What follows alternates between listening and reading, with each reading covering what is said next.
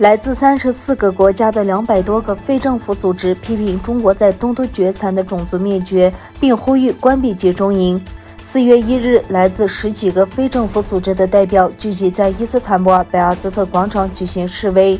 自2017年4月1日起，中国政府在东突厥散建立庞大的集中营系统，发起了大规模任意拘留行动。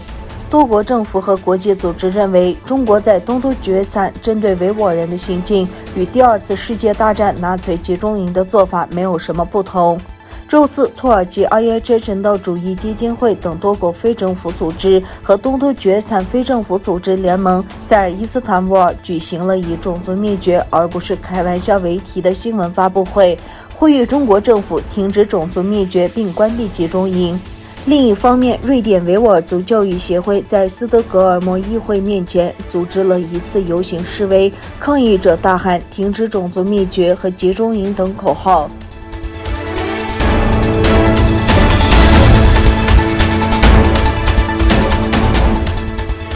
美国参议院共和党议员迈克尔·沃尔兹表示，中国对维吾尔人的破坏非常令人恶心。他在最近接受新闻周刊采访时说，中国政府对维吾尔人的待遇类似于卢旺达、苏丹、波斯尼亚和纳粹德国的大屠杀。美国参议员沃尔茨说，计划销毁一个民族的血统，并进行大规模强奸，以摧毁一个民族，这真是令人作呕。他还指责中国政府利用其巨大的经济实力，阻止美国公司大声疾呼种族灭绝。他还表示，他已多次要求国际奥委会将2022年北京冬季奥运会迁移到另一个国家。当天，民主党参议员克里斯·霍拉汉指出，由于中国是联合国安理会成员，因此不可能对联合国抱有太大期望，因此美国及其主要盟国的态度非常重要。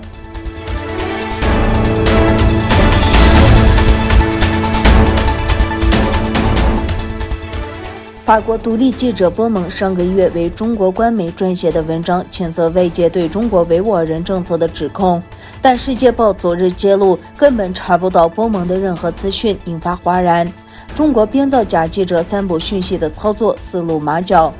一位名为波蒙的法国独立记者在中国官媒中国环球电视网网站上发表《我的新疆停止假新闻专横》的一文。文章内容与中国官媒观点一致，以自身所见所闻破除各界对东突厥散维吾尔族穆斯林遭受种族清洗与破坏的指控。然而，《世界报》昨天揭露，向发放记者证的法国职业记者证委员会资料库查证，发现根本没有这位曾在巴黎多个社报工作的记者的资料。波蒙写道：“我是法国人，我在中国住了将近7年。而且因为声明的奇遇，我有家人住在所谓新疆省乌鲁木齐市。我在2014年到2019年期间时常访问该区，我所认识的新疆和大家所说的不一样。”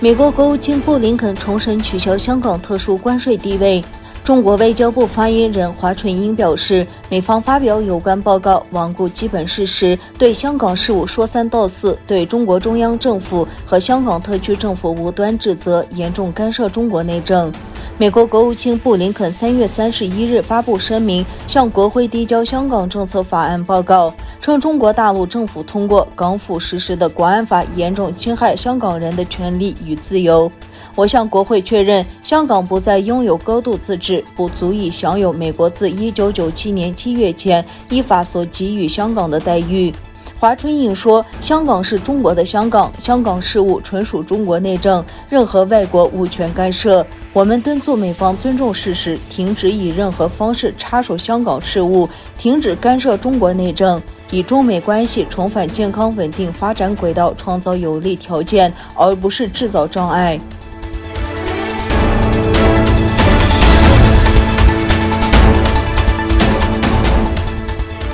台湾花莲地区发生火车出轨事故，导致36人死亡，60人受伤。国家媒体据台湾交通部的消息报道说，这辆载有350名乘客、带有8节车厢的火车在花莲地区进入隧道时脱轨，火车的第4和第5节车厢严重受损，消防人员以及搜救队被派往现场。经确定，事故中有36人丧生，60人受伤。台湾领导人蔡英文要求有关部门和机构着手就事故展开必要的工作。